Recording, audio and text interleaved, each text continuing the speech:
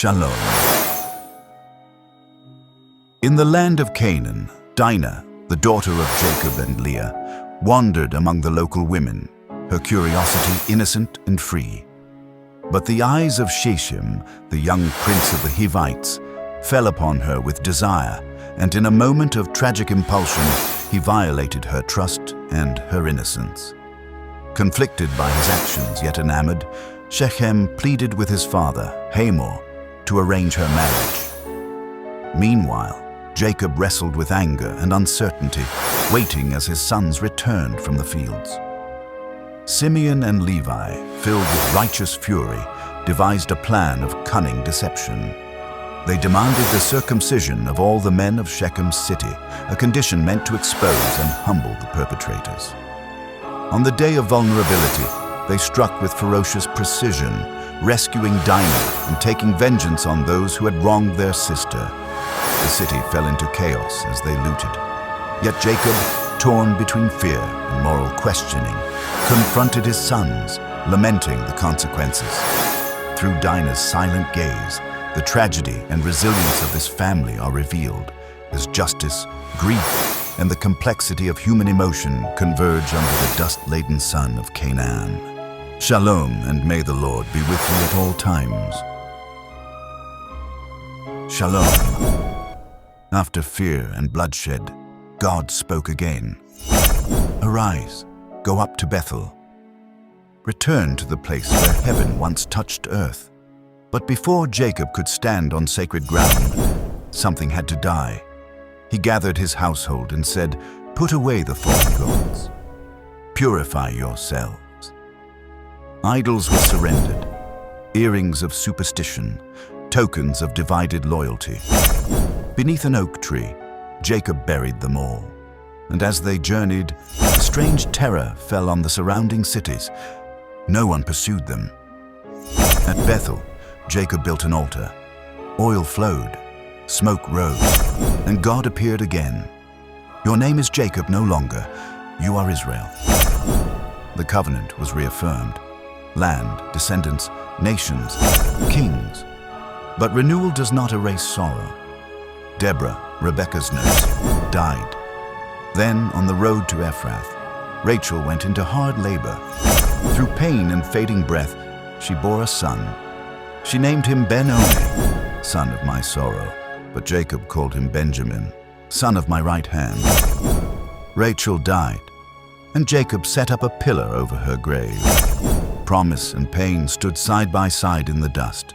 Genesis 35 is a chapter of cleansing, of covenant, and of costly legacy. God's promises endure, but the road of promise is never without tears. Shalom. Esau, the elder brother of Jacob, turned his face toward the rugged mountains of Seir. The land was harsh, red rock cliffs, deep valleys, open wilderness, but it was wide, and it was his. Taking his wives, his sons, his daughters, and all his livestock, Esau separated from Jacob. Their wealth had grown too great to dwell together. Two brothers, two destinies, two nations forming beneath the same sun. In Seir, Esau became Edom. His sons multiplied. His herds expanded across the hills. Chiefs rose from his household. Strong leaders, warriors of the highlands.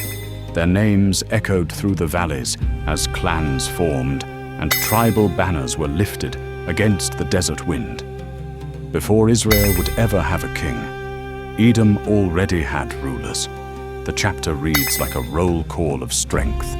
Fathers and sons, chiefs and kings, generation after generation, taking root in the mountains. Genesis 36 is not a story of dreams or visions. It is a story of legacy, of a brother who stepped away and built a nation of his own. While Jacob's line carried covenant promise, Esau's line carried power, territory, and endurance. Two families, two futures, both growing under the watchful sky of history. Shalom, and may the Lord be with you. Shalom. Joseph was 17, young, favored, and unafraid to speak of dreams.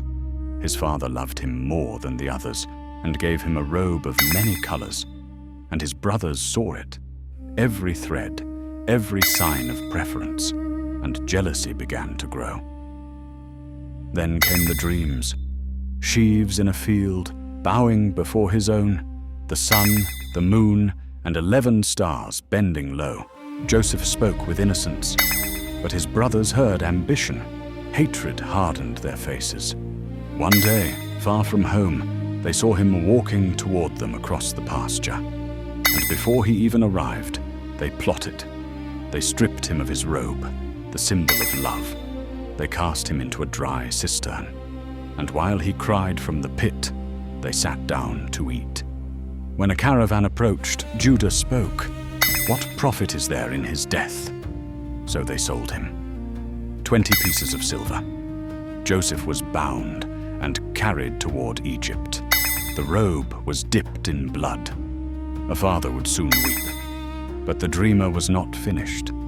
What his brothers meant for silence, God would turn into destiny. Shalom, and may the Lord be with you all.